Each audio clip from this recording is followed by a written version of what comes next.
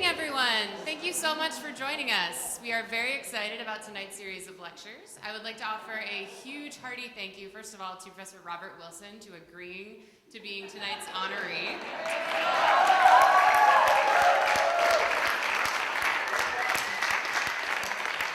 And of course, to Professors Joel Baden, Carolyn Sharp, John Collins, and David Bartlett for being here and sharing their own wit, wisdom, and expertise with us this evening.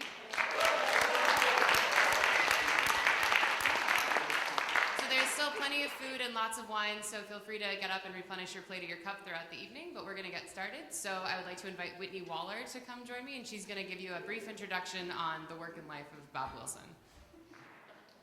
Hello. It is an honor to introduce Dr. Robert Wilson, Huber Professor of Religious Studies and Professor of Old Testament, and tonight's guest of honor for the Taylor House Lectures. Introducing a man who's been part of the Yale community since the 1960s is not exactly a difficult task. He has a CV that is longer than every single exegesis paper I've written while I've been here at Yale Divinity School. And it lends itself pretty readily to citing his many accomplishments and affirming that he is indeed impressive enough to warrant roasting on a Friday night. So, get ready. After finishing an AB at Transylvania University, Professor Wilson came to Yale Divinity School, where he completed a Bachelor's of Divinity. Yes, that used to be a thing. Also, now would be a really good time if you haven't had a moment to find his class composite photo. That would be the class of 1967, right, Professor Wilson? It's in this hallway over here above the cubbies on your way to the chapel, the second composite from the right, third one in from the right in the bottom row. It's a very good picture and looks pretty similar to that one, actually.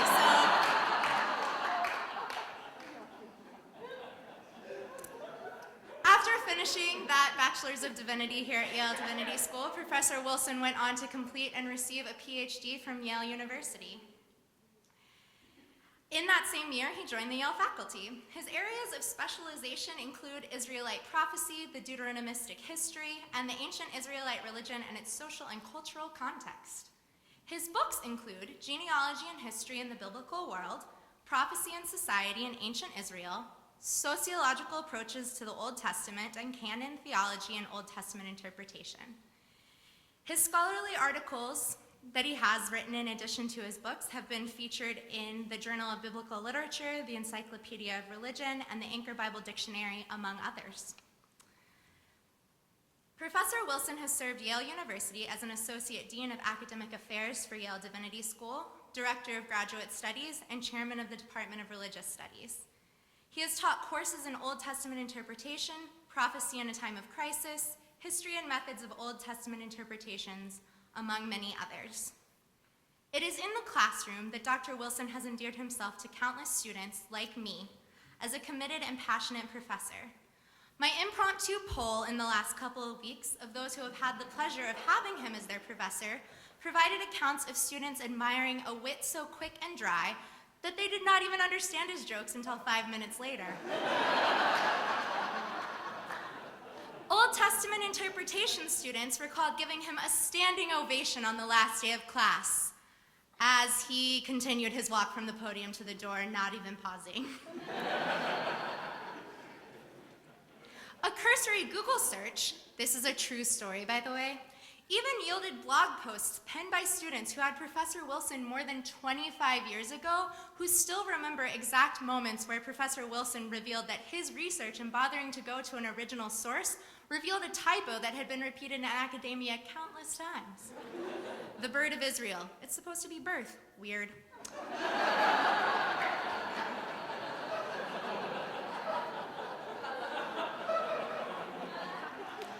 Though I read and heard many accounts of what an amazing lecturer and seminar facilitator Professor Wilson is, I actually did not experience him in either of these capacities.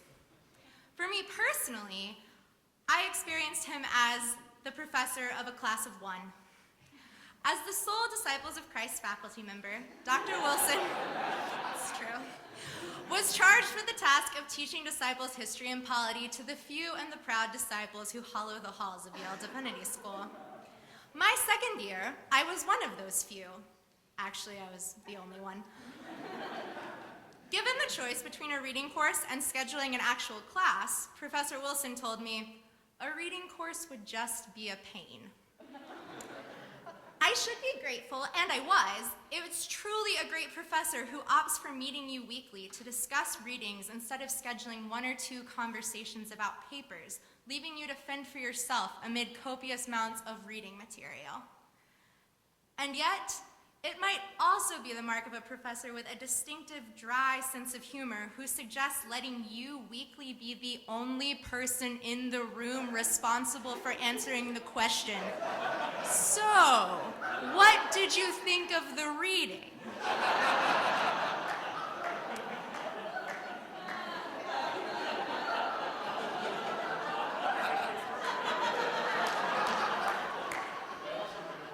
In his defense, sometimes he answered the question too.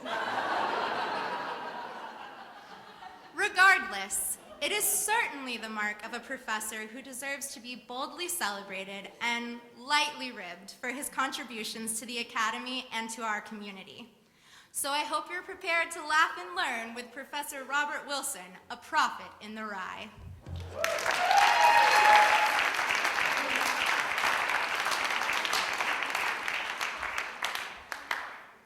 Before I begin, there are seats in the front, and if the people standing in the back don't take them, we're taking the wine away. So get your wine, come sit. It's weird.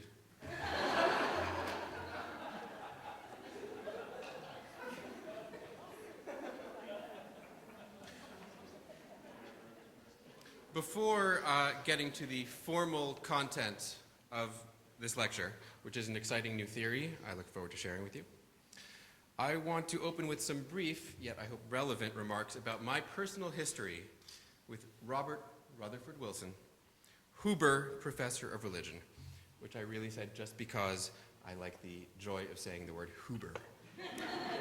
Huber. Huber Professor of Religion.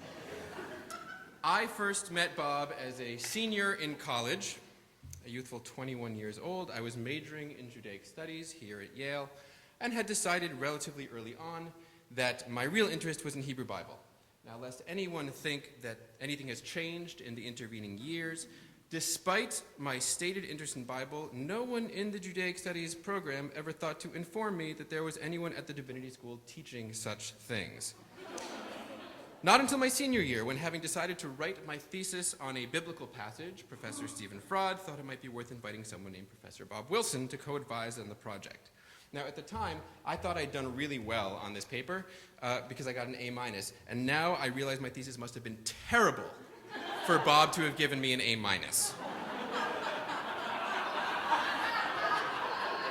Regardless, some years later, I found myself back at Yale interviewing for and eventually getting the job in which you now find me. To a large extent, I owe Bob particularly for my very presence here. And as an illustration, the first fall that I was on the job here, I happened to run into Bob and another member of the search committee right there at that door in the common room. And I made mention of those undergraduate years with him, to which this other unnamed committee member, Margot Fassler, said, "I didn't realize you two knew each other." To which Bob, to his everlasting credit, responded, and I quote, "I'm sure I must have mentioned it at some point."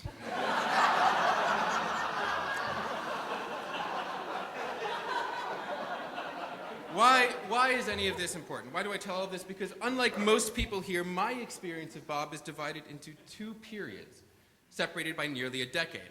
You know, when you're around someone constantly, you don't really see them changing. They always really seem the same. But when you don't see someone for many years, you're often struck by just how much they've changed in the intervening time. And so I have this unique perspective from which to report that over a span of almost 10 years, Bob changed not a bit. At all. Literally nothing. And I realized that is uncanny. Right? Something is up here. And so I did a little digging. And what I found was shocking. Shocking. And I would thus like to present you with some of the initial evidence and some preliminary conclusions for a new hypothesis that I have been developing.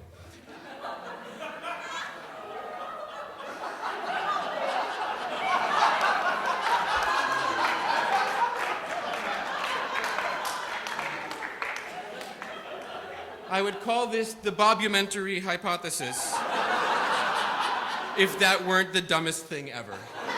So I won't call it anything, and I assume you'll be fascinated nonetheless. Here's the deal. The first proposition is that Bob is fundamentally changeless.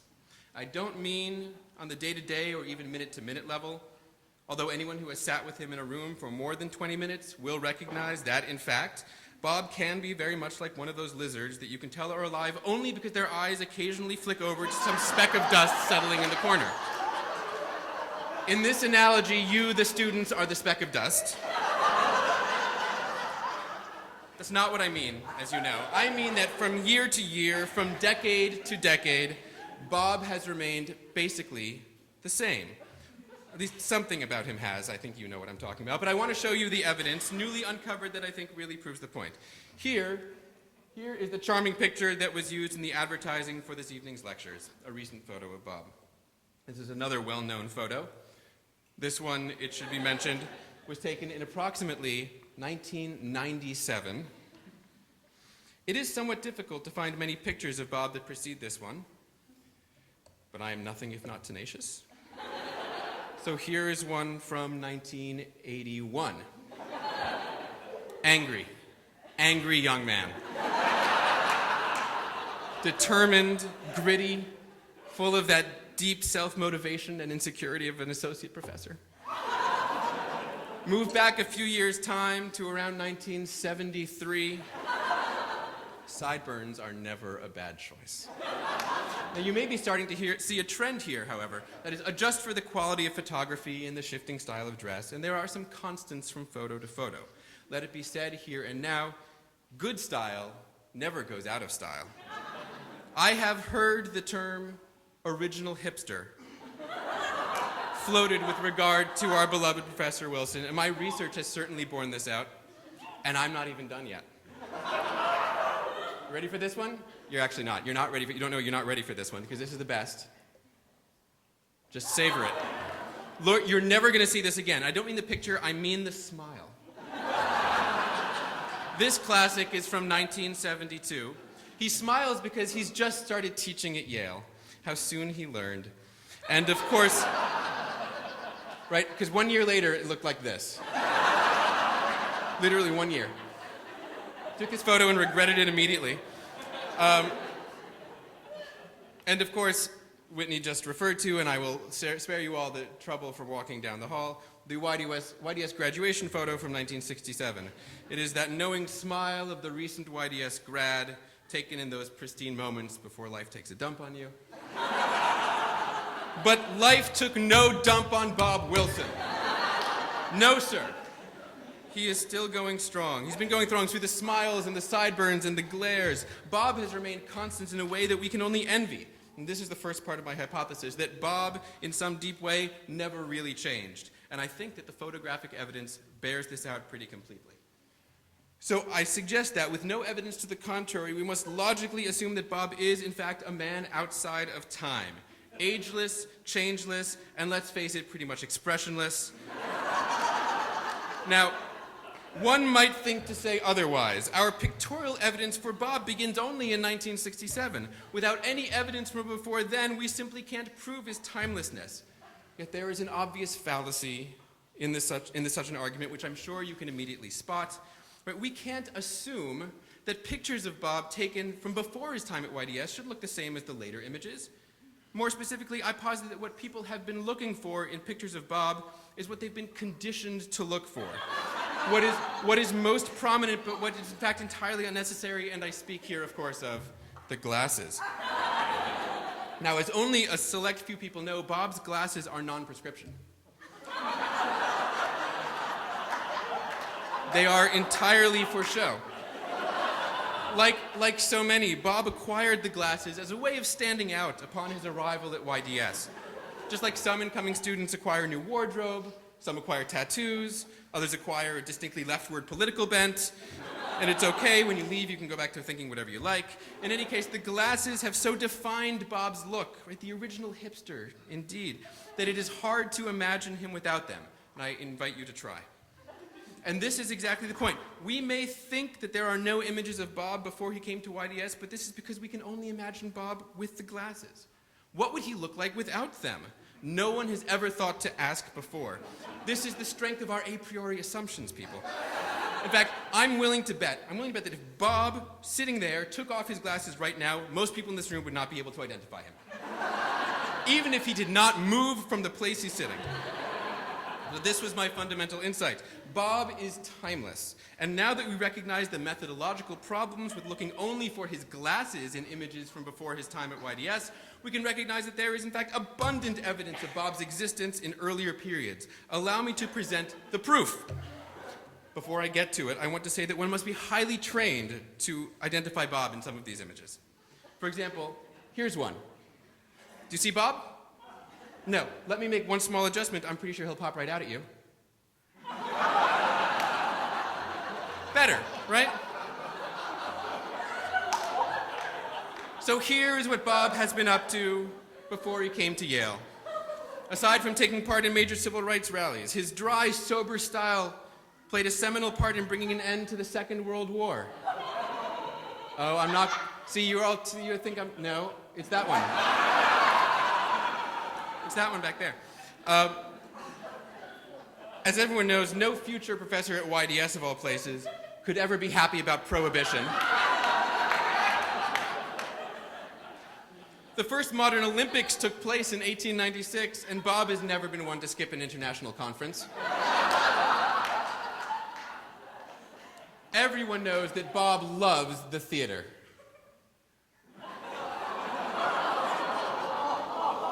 What other choice was there? And Bob loves to travel, even if locally. And sometimes not so locally. Unbeknownst to many, Bob did some modeling back in the day.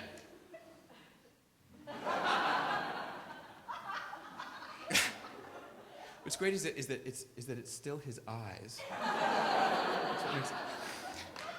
The Crusades were one of the cruelest periods in the history of mankind. Don't worry, Bob was a conscientious objector. Anyone who knows Bob knows that he's eaten at all the best restaurants.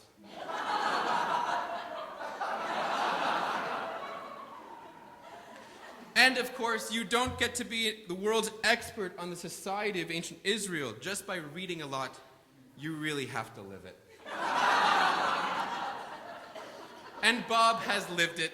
He's lived it all. My research suggests that there are few people who have, in their quiet way, made such an important contribution to human history, and of course to the Yale Divinity School, as our own beloved Robert Rutherford Wilson, Huber Professor of Religion. My personal debt of gratitude toward him is but a fraction of what this school, this country, yea, this Western civilization owes this amazing man. Many thanks, Bob.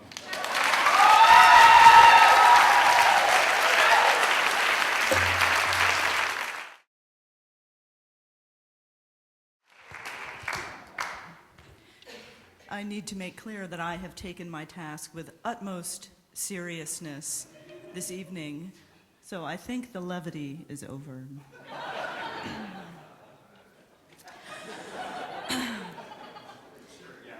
Bob Wilson has made field-changing contributions to the sociological study of the ancient Hebrew prophets. Bob's interest in cross-cultural anthropological analysis is robust.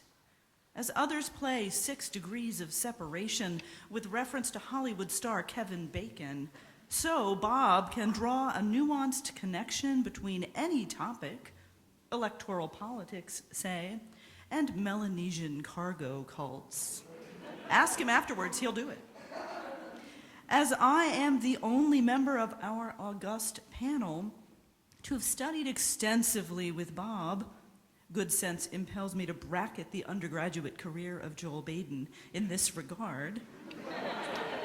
Naturally, it falls to me to frame the extraordinary contributions of Bob Wilson in a larger view that includes his gifts as teacher. Thus, I give you Professor Robert R. Wilson in cross-cultural perspective. Archaeologists have unearthed fragments of an Iron Age syllabus that clearly shows how relentless was the early Bob Wilson in his demands on students. Bob as a teacher is nothing if not resolute.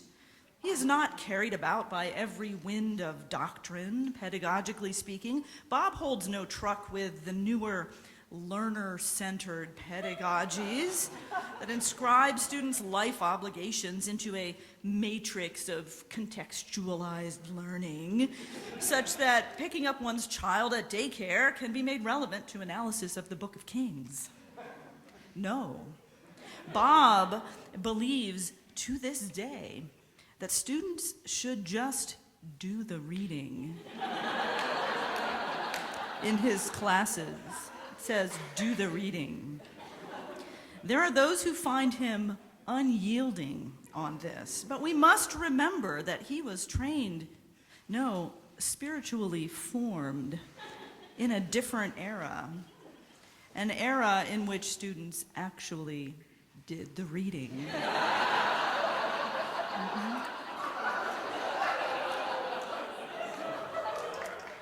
The ancient sage Kohelet exhorts us, God is in heaven and you upon earth, therefore let your words be few.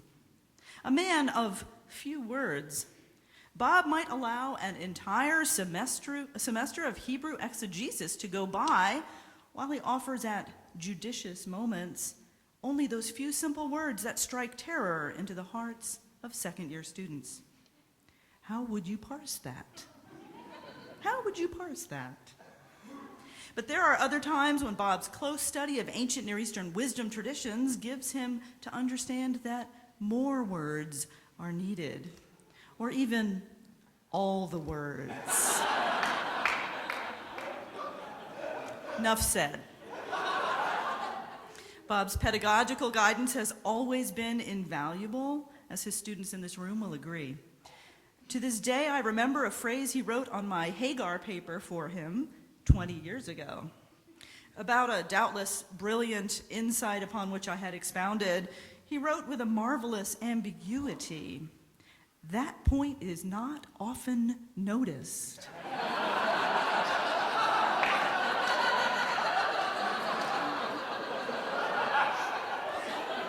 I have gone on to make a career talking about points not often noticed, things that remain unspoken and so forth. That's due to Bob. Bob is not one to assign a flurry of papers throughout the semester. Have you noticed that? Anyone in any of his classes? Not a flurry of papers. He's a one-term paper kind of guy. He's quite cheerful. Right until he receives your paper. Then he makes common cause with the agonies of Job and the wrenching laments of Jeremiah, as you see in the lower photograph of Bob there. The book of Proverbs says, "The teaching of the wise is a fountain of life." But it must be said, woe, woe to the student who wishes to be drenched in the fountain of Bob's wisdom at any point soon after having turned in the paper. Bob likes to joke about using student papers to mulch his tomato plants. Those skilled in stratigraphy suspect that actually Bob isn't kidding. The student hoping to get a paper back soon should know that Bob, an ordained servant in the Disciples of Christ's denomination, orients himself entirely rightly to heavenly realities. Thus, soon is construed in Professor Wilson's pedagogical lexicon as an eschatological term. Sages in every culture know that one cannot put a price on wisdom. Wisdom is more precious than rubies. How much better to get wisdom than gold, we hear in Proverbs. Nevertheless, if one can make good bank on one's wisdom, that's not a bad gig. No book of mine has ever sold for anything like $421 on Amazon. Bob's market share is amazing. Further, Bob's Sphinx-like wisdom is heralded by all who know him. Just ask him for something and see how Sphinx-like he becomes. In a skill Bob honed during 2 terms as academic dean, doubtless egged on by his wife Sharon, who learned the same skill in the president's office downtown, Bob has become adept at the unapologetic delivery of the appropriate answer to every request at Yale, one that Dean Sterling also knows. No. Just no. Bob has been a citizen of Yale far longer than most of us can remember, although David Bartlett is going to give it a try. Word has it that Bob was present with wisdom at the beginning of creation, or at least nearby, perhaps looking through the window, when God marked out the foundations of the earth and began to form Sterling Divinity Quadrangle. As wisdom continually beckons us to her feast, it is right to honor this wonderful professor and scholar for his many, many contributions represented at that banquet. Bob, it has been a joy to learn from you as a student and to serve with you now as a colleague. Legendary indeed are your wisdom, your compassion, and your generosity of spirit.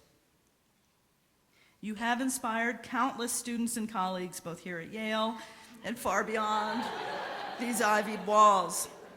In every sense of the term, you are a true disciple of Christ. Thank you.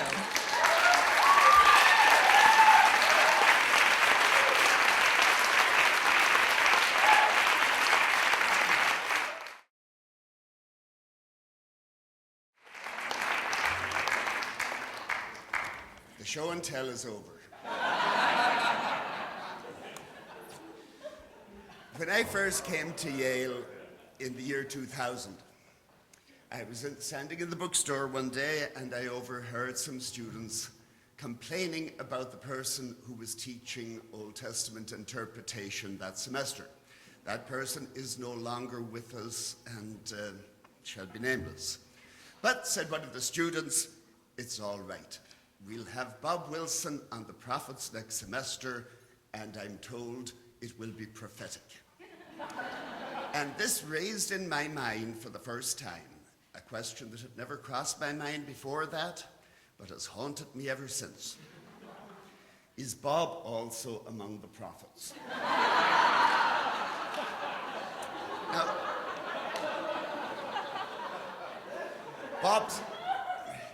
Bob's interest in the prophets, don't think about preaching. That angle may be covered later.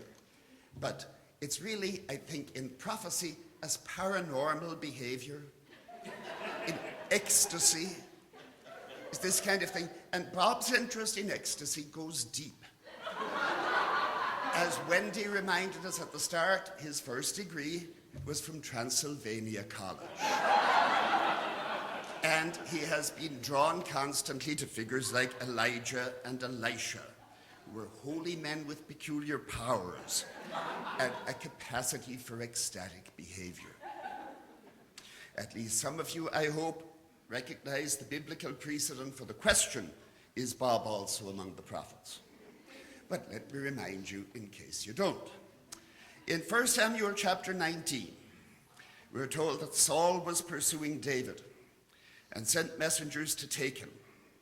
But they came upon the company of the prophets in a frenzy, with Samuel standing in front of them as conductor.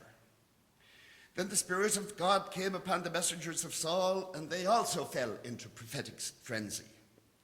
This happened to 3 sets of messengers in all, and finally Saul went himself.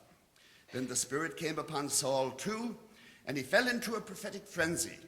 He too stripped off his clothes and fell into a frenzy before Samuel, and he lay naked all that day and all that night. Therefore, it is said, is Saul also among the prophets?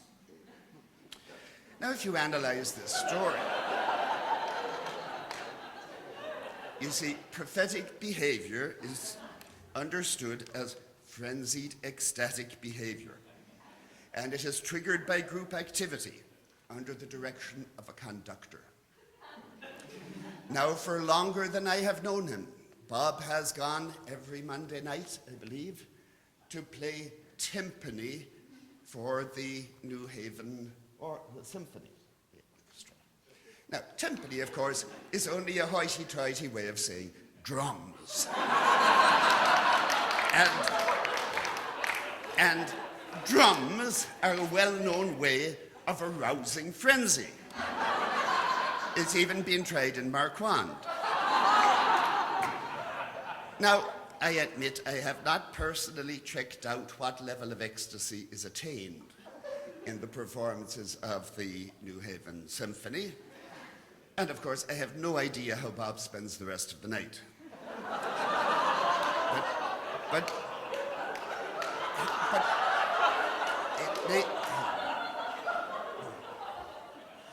But I suspect that we have here perhaps at least an inkling of Bob's prophetic persona. Saul, you may say, was not a typical prophet. Let's turn to Elijah. Now, these are Elijah and Elisha are figures who have occupied Bob for a great part of his career. In the case of Elijah, we have one of the more concise and memorable descriptions of a prophet on record. When King Ahaziah had fallen through a lattice and sent messengers to inquire of Baal-zebub, the god of Ekron, as to whether he would recover, they were met by a man who sent them back with the message that he would surely die. What sort of man? Asked the king. They answered him, a hairy man with a leather belt around his waist. This is Elijah the Tishbite. Now, I was hoping actually that Joel would have provided us with evidence that earlier in his career this would have been an appropriate description of Bob. And in fact, if you notice the photo from his student days, he did have more hair. But it might still be a stretch to call him a hairy man. He has always been, as far as I know, more Jacob than Esau, so to speak. Also, Elijah is said to have girded up his loins and run before the king's chariot all the way to Samaria. Now, for all I know, Bob may have been a prodigious athlete in his youth, but the image of a man outrunning horses, even in Kentucky, is not the Bob Wilson I know.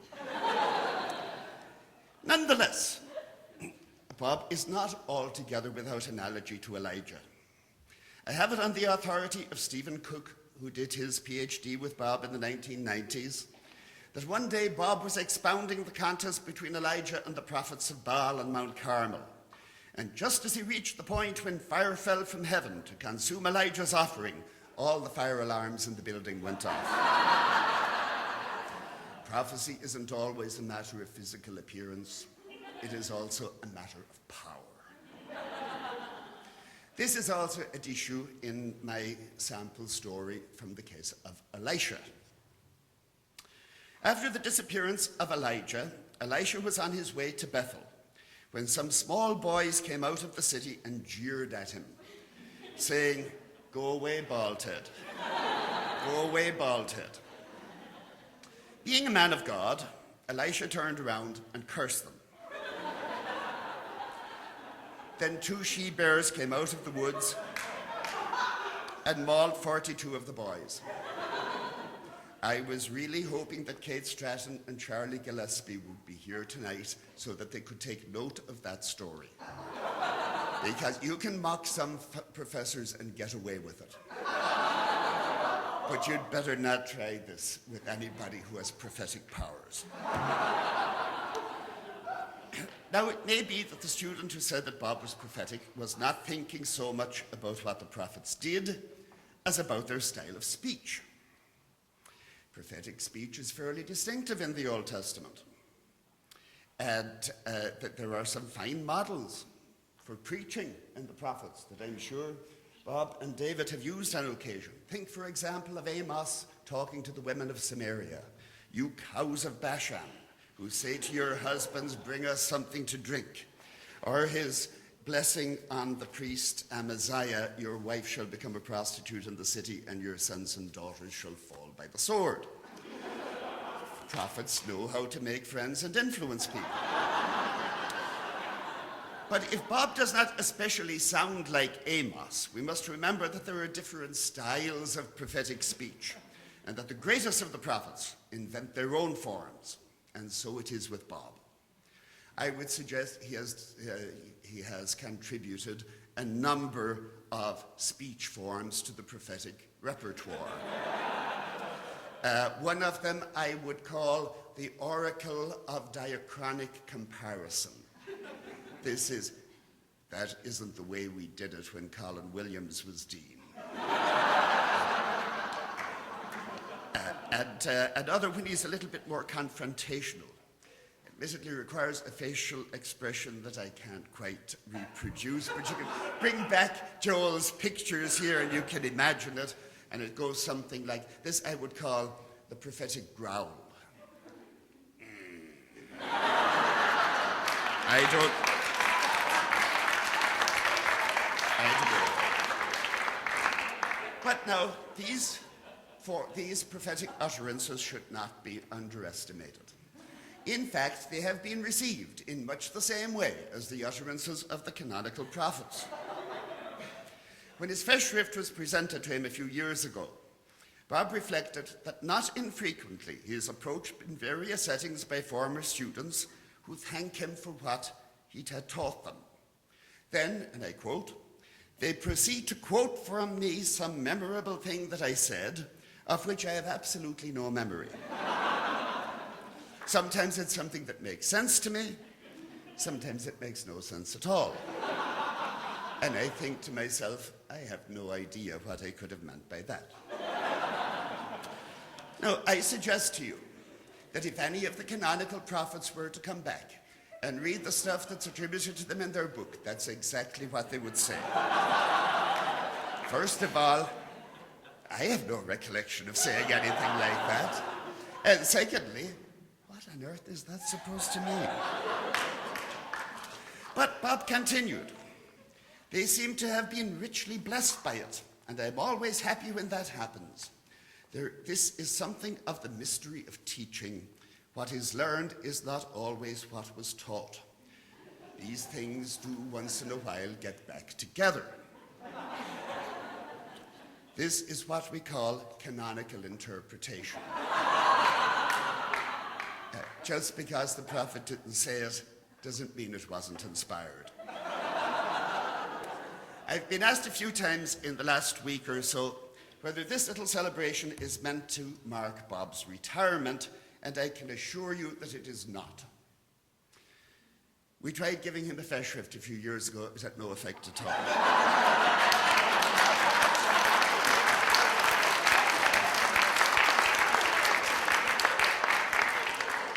When Jean Outca retired a few years ago, I remarked to Bob that Jean was 74.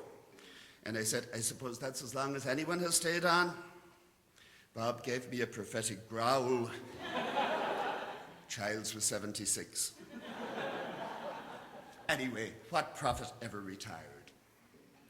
The only way for a prophet to go is the way another great modern prophet, Leopold Bloom, is said to have departed after an argument in Davy Byrne's pub in Joyce's Ulysses, like Elijah ascending on his chariot. But that has eschatological overtones and should not be expected until the end of days. Bob, congratulations on your first 40 years at the faculty at YDS. May the best be yet to come.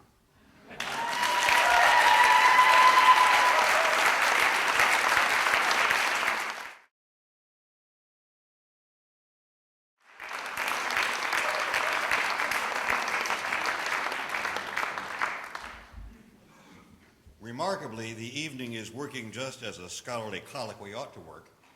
We are building toward a kind of scholastic conclusion that will pull together all the strings that my beloved colleagues have presented so far. Carolyn, I think, got a sense of the person we have before us. Joel raises the interesting question of why is this man so timeless?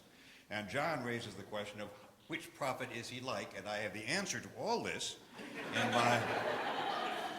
in my carefully reasoned argument, the quest for the canonical Iddo, I-D-D-O. In honor of Robert Wilson, I wanted to write something that would be obviously welcome in a scholarly journal, but would also do homage to the many years that Bob and I have taught together. The course we have taught has had different names at different times, but the content and the jokes remain remarkably consistent. The point of the course is to help students preach sermons really based on biblical texts. And a major goal is to find ways in which Old and New Testament can be preached together with integrity. Not surprisingly, Bob and I have become quite devoted to the ancient hermeneutic technique called typology, where a character in the Old Testament prefigures a figure in the New. Devoted as he and I both are to Holy Writ, we are especially delighted that the canonical writers themselves early caught on to this technique. For Paul, the first Adam, foreshadows the second Adam, Jesus. For Matthew, the first Moses, foreshadows the second Moses, who is Jesus. And for Hebrews, the first Joshua foreshadows the new Joshua, who is, surprise, surprise, surprise, Jesus. Robert became so enamored of typology that he preached one of his finest sermons not about Moses as a type for Jesus, but as a type for the students at Yale Divinity School. It was indeed a splendid sermon. And in this sermon, Moses became a prototype for all of us who were going out to try to become struggling preachers. And Bob helped us learn what Moses learned when he learned what it was to speak a word for the Lord. So, of course, because Robert is both a prophet and a teacher and a writer about prophets, I searched diligently to find in the Hebrew Bible a figure, a type of whom Bob could be the antitype. Trusting in the typological technique that he and I have perfected, and searching far and wide, I came across the little-known and soon forgotten prophet Iddo, I-D-D-O. The first canonical reference to that renowned figure is found in 1 Kings 4:14. Within that body of literature to which Professor Wilson has devoted so much attention. I was delighted to find Iddo there until I started searching the commentaries and discovered this further note. The use of the name Iddo here is not without difficulties, and it is complicated further by textual variations of that same name, Iddo, in the various versions of 1 Kings 4:14. The obvious way for me to solve this puzzle of the textual integrity of 1 Kings 4:14 was to do what I always do when puzzled with such questions, which was to turn to my favorite authority on kings, Robert Wilson. But were I to do that, I would have had to spoil the frisson, a delighted surprise that he was certain to feel when I approached the topic this evening. Far less ambiguously, Iddo appears in the writings of that stately rewrite of the kingly books, Chronicles. Now here's a word about Iddo from Chronicles. Now the rest of the acts of Solomon from first to last, are they not written in the visions of the seer Iddo? And again the following postscript, the rest of the acts of Abijah, his behavior and his deeds are written in the story of the prophet Iddo. Already one can sense the almost sacred foreshadowing of the object of tonight's adulation. A seer who is not only visionary but who writes, the prophet as a scholar, the scholar as a preacher, Robert Wilson foreshadowed. I could hardly wait to learn more about Iddo.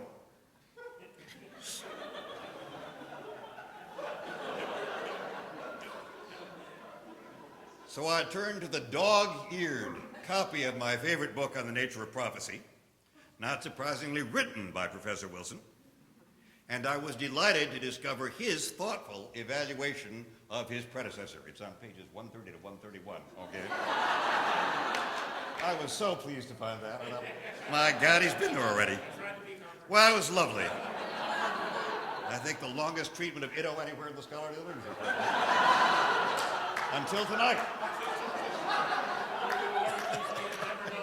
We're okay. Professor Wilson points us to the notation that we find in Zechariah 1:1. In the 8th month, in the 2nd year of Darius, the word of the Lord came to the prophet Zechariah, son of Berechiah, son of Iddo. Professor Wilson suggests in his splendid book, Prophecy and Society in Ancient Israel, that there is, alas, no clear evidence that the Iddo of Chronicles is the same Iddo who is Zechariah's forebear. But that book was written by the young Professor Wilson, whose slightly more hirsute countenance we noticed in the lovely pictures that Professor Baden put out. In those early days, Bob, as we called him then,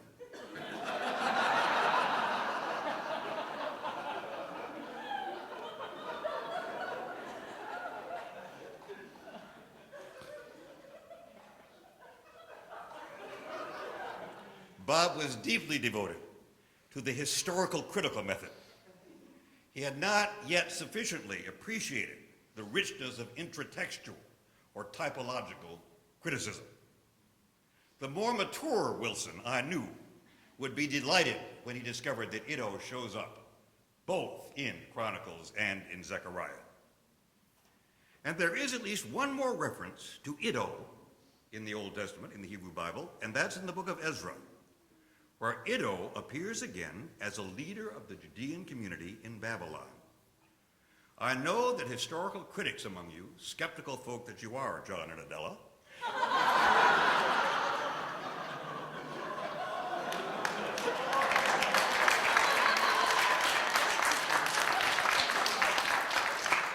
it's so fun to be home.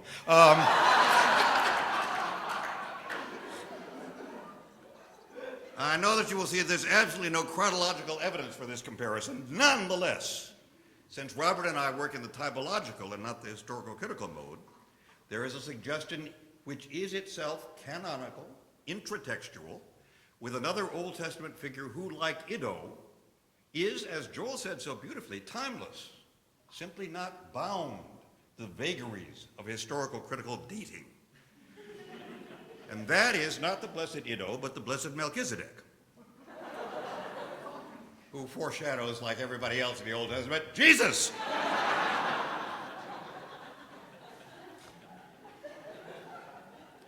Blessed Melchizedek, who Hebrews says was without father, without mother, without genealogy, having neither, this is our boy, neither beginning or of days nor end.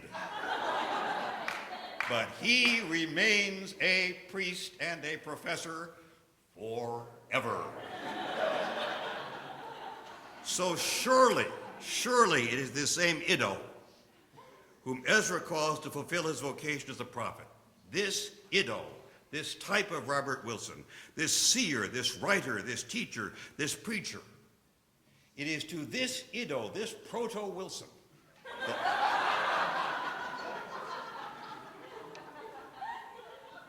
that Ezra sends the other leaders of the people.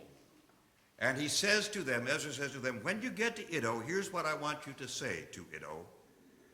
He says, please send us ministers for the house of our God, which is what Iddo did and what Bob has done all these years.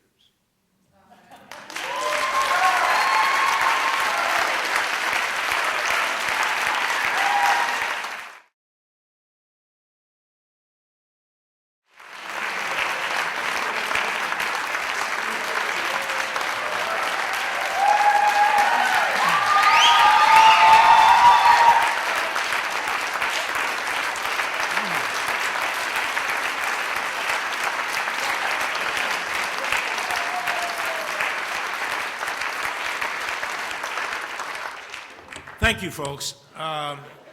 This portion of the program was described by the organizers as response. It might more aptly be called retribution. Nevertheless, I do have a few things to say. In the spirit of the Taylor lectures, and David Kelsey and I were reminiscing on the way in that we probably are the only living people here who remember. Oh, and yes, Lisa, which is a surprise. I didn't realize that you were there. You must have just been a child at the time. And in the spirit of the old Taylor lectures, I am going to try desperately to pull the proceedings back towards some kind of scholarly even keel as we try to wind up this occasion. I will assure you that having been proclaimed eternal in various and sundry ways, from your mouth to God's ears, as they say,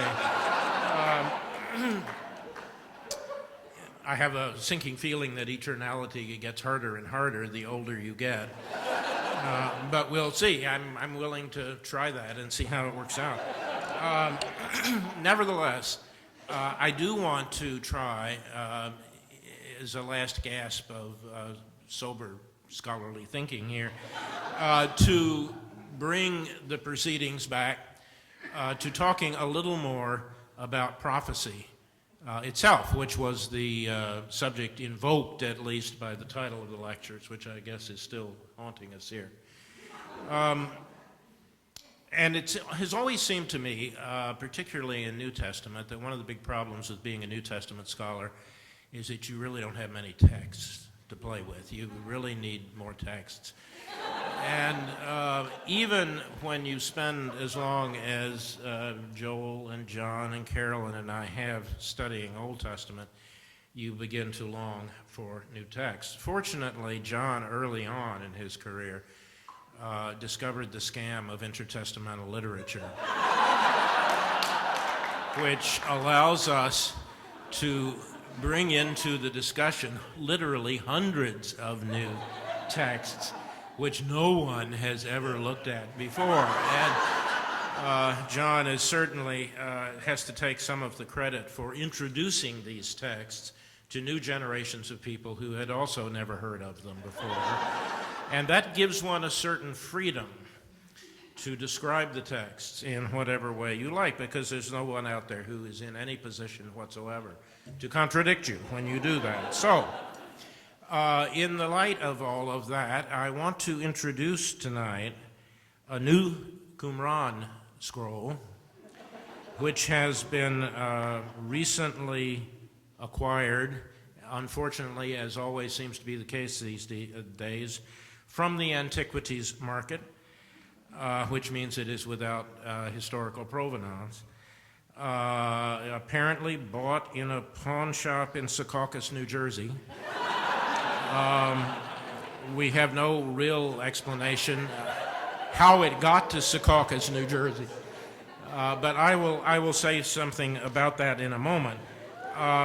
The text has some rather unusual features. First of all, it seems to be in the category of collected texts. That is to say, instead of being a coherent linear text, it is a collection of scriptural passages, apparently without any organizational rationale whatsoever, and I'll come back to that point later on. Mostly they are prophetic texts, hence the topic, but there have been a few other texts that were added along the way.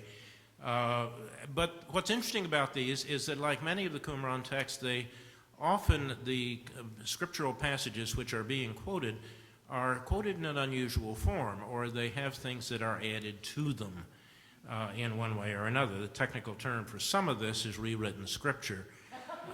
This is a technical term. This is not just my own comment about what this stuff is. The second unusual feature about this scroll is that it seems to be in English. So far as we know, English is not among the languages that we have had attested previously at Qumran, which is mostly Hebrew, Greek, and a little Aramaic, and some scattered Roman coins and so on with Latin on them. So exactly why English was used in this text is something that we're still working on. The third interesting feature is that it already contains a colophon that contains the actual text number. It is 17Q odd additions. Now, you know that scholars assign the text number on the basis of the cave where the thing was found. That's the first number. And then the Q for Qumran, which is the site. And then either a text number or a description of the text.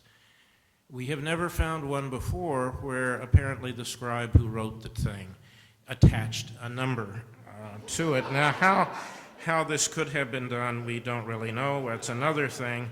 It's already been picked up in the scholarly conversation where it is shortened often to 17Q odd. The location of Cave 17 is uncertain.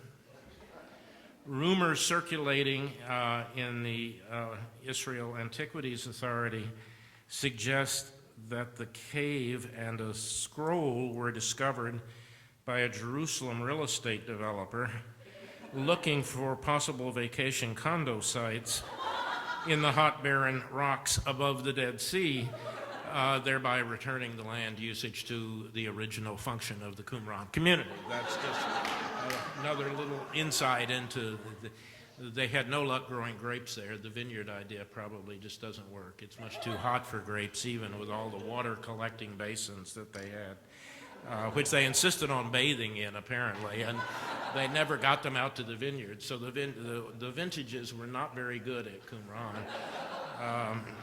Even the Romans gave up on it. So it is not clear, as I said, how the scroll wound up in New Jersey, although it's been suggested that the same real estate agent might have been involved in selling swampland on the New Jersey coast.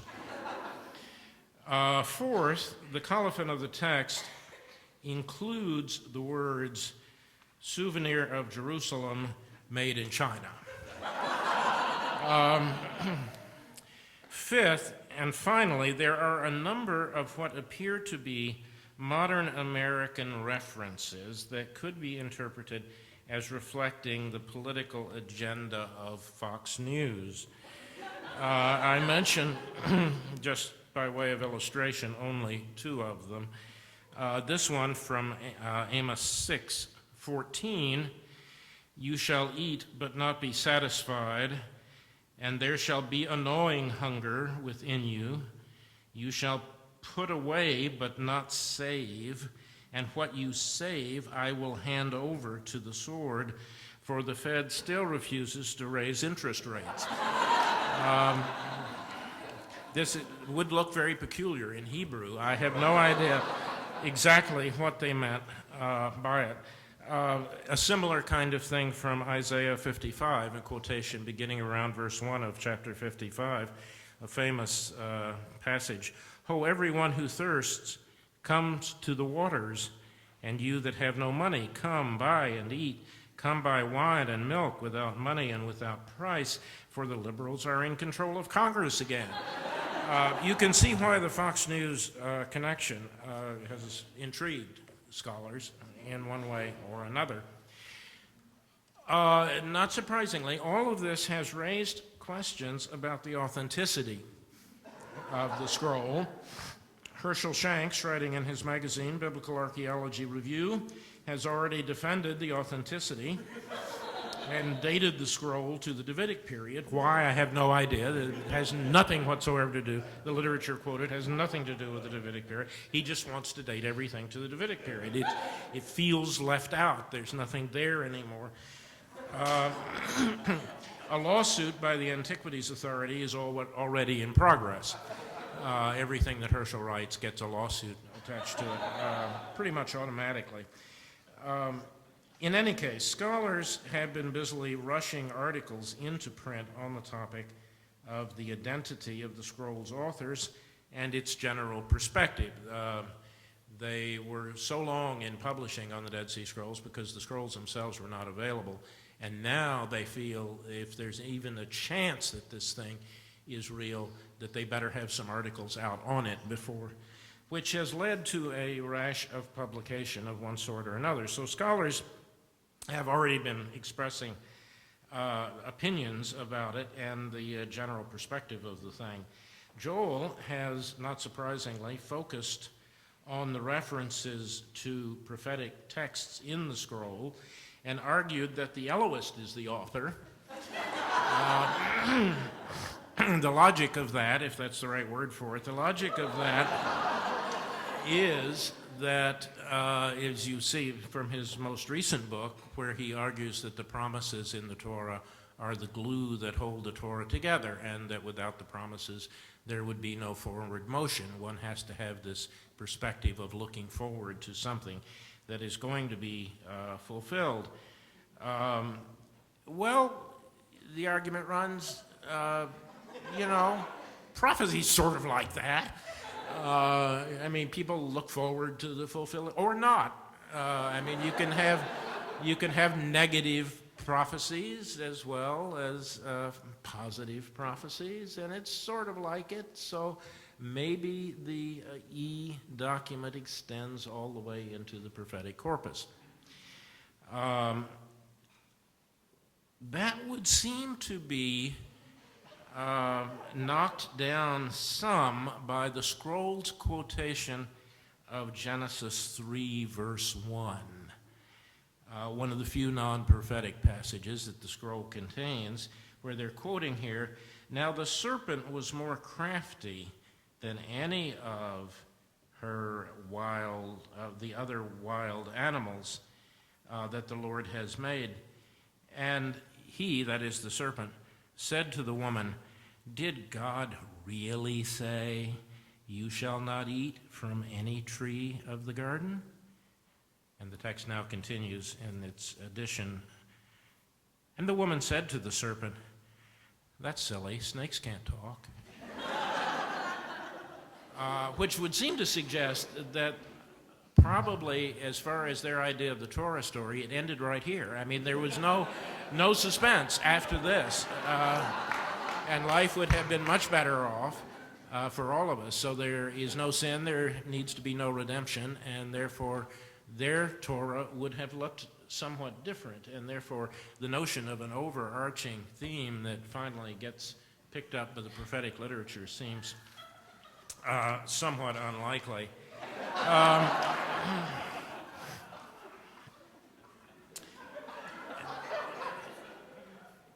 Now, the inclusion in the scroll of a modified version of Isaiah 45, beginning around verse 1, the Cyrus oracle, has also caught the attention of several scholars.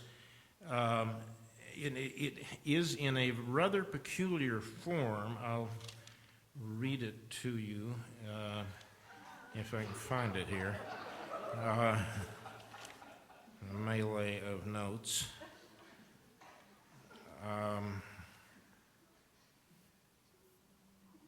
This is what happens when you put something together at the last minute. Yeah, here it is, 45. Got it. "Thus says the Lord to his anointed," his Messiah, "to Cyrus, whose right hand I have grasped, to subdue nations before him and strip kings of their robes, to open doors before him, and gates shall not be closed." And then here comes a very strange addition, which is actually a quotation from a legal text. "And he shall put his sickle to the standing grain."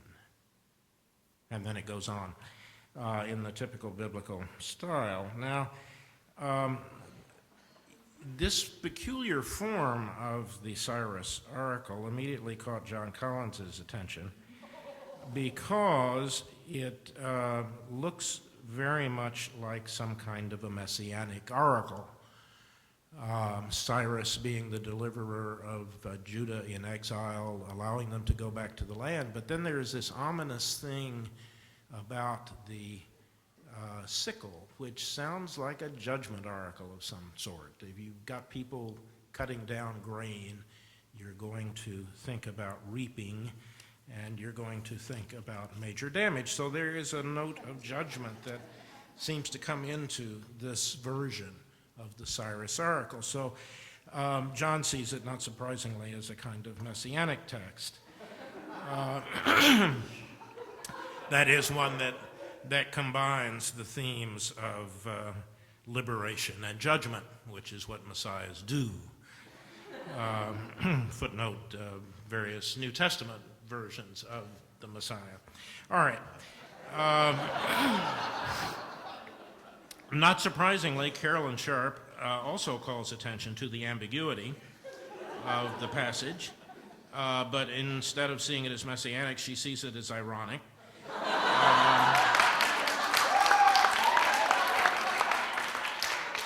The liberation of the Messiah is not a positive image at all.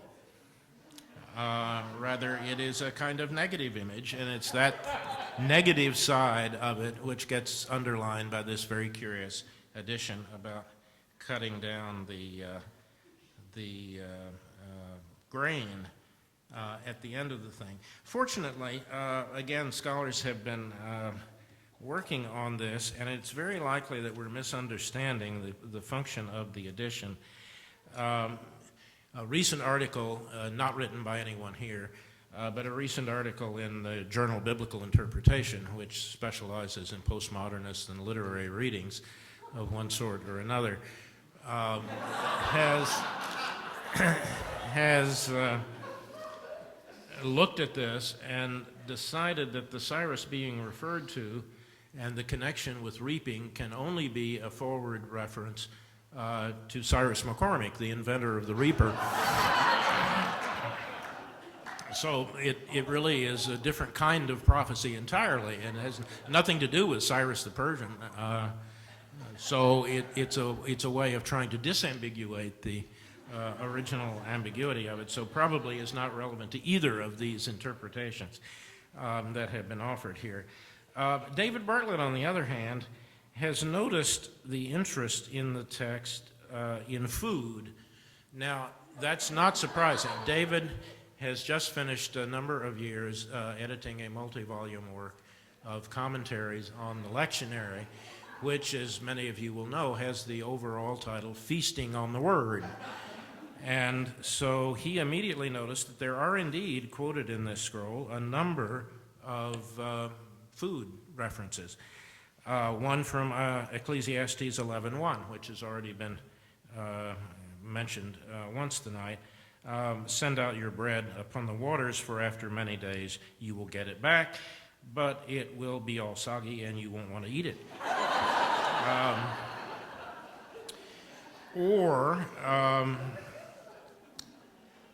Take a look at their quotation of Ezekiel 4, beginning in verse 9 and following. And you, this is God now speaking to Ezekiel, the prophet, take wheat and barley and beans and lentils, millet and spelt, and put them in one bowl, and make food for yourself.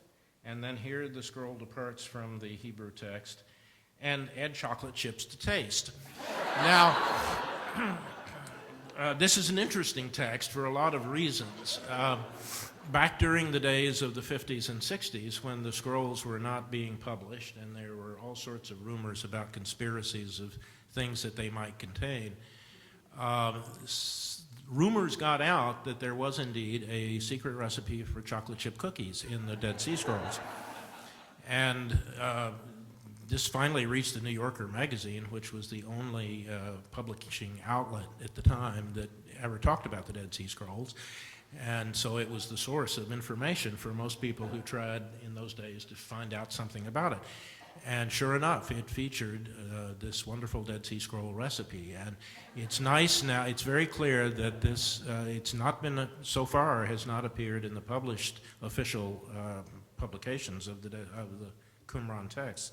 But here in our scroll is clearly a reference to that secret recipe for chocolate chip cookies. So we'll let you try it sometime. I actually, a couple of 3 times ago teaching Ezekiel, someone actually brought me bread that was made from this oddball collection of grains. And I think I still have it if the ants haven't gotten it all. All right, or more accurately, Ezekiel 2, beginning around verse 8, and here God again is talking to Ezekiel. You, mortal, open your mouth and eat what I give you. See, there's the eating reference again. And I looked, and a hand was stretched out to me, and a written scroll was in it. He spread it out before me. It had writing on the front and on the back, and written on it were words of lamentation and mourning and woe. And he said to me, O mortal, eat what is offered to you. Eat this scroll, and then go speak to the house of Israel. So I opened my mouth and said, You've got to be kidding. You can see how this is somewhat different from the original. This immediately reminded David of the dilemma of the preacher. David has finished, I hope, this long series of commentaries, but he's already proposed a second series now to focus on the problems of preaching rather than on the problem of interpretation. He's sold this to Westminster Press, soon to appear in multiple volumes. The new series title will be Gagging on the Word, The Insanity of Preaching.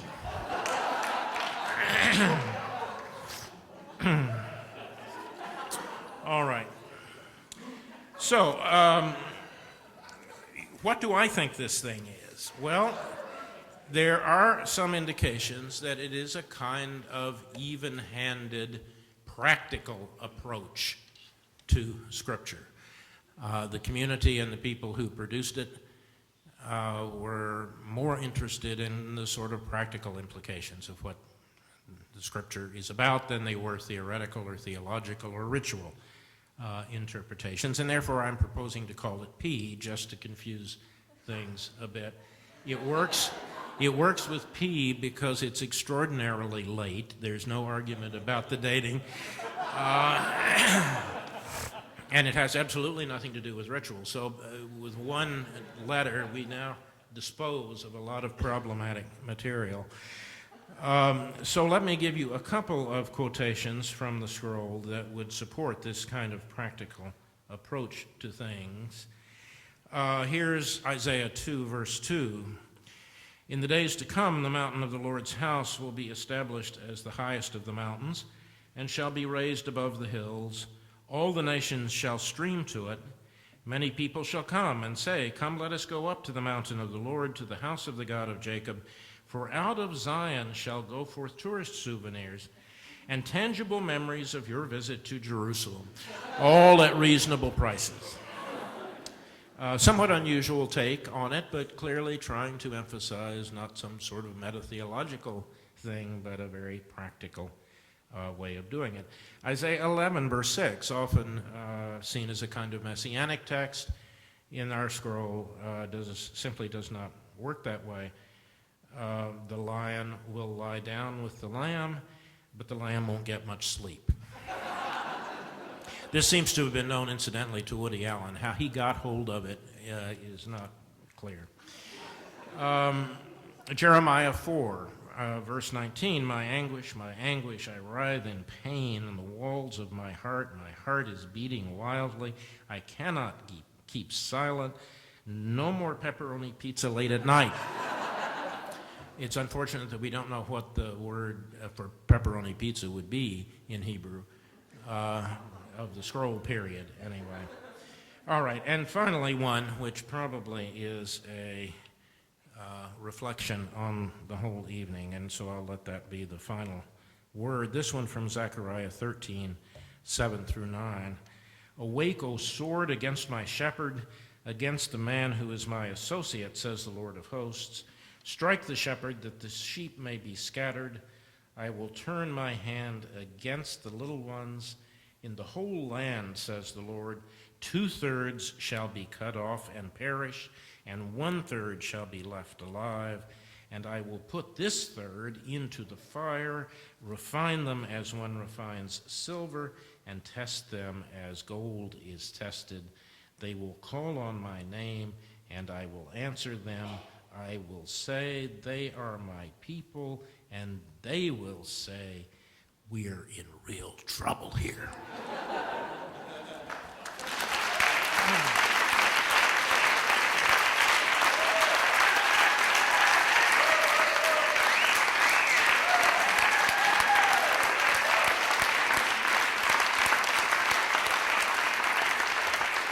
Thank you again, Robert Wilson, Joel Baden, Carolyn Sharp, John Collins, David Bartlett. Thank you all for a very wonderful and memorable evening. Please stick around. There's more food, there's more wine, there's the chance to ask further questions about the very interesting theories that have been presented here tonight for the first time. So we hope that you'll stick around, and thank you again so much, all of you.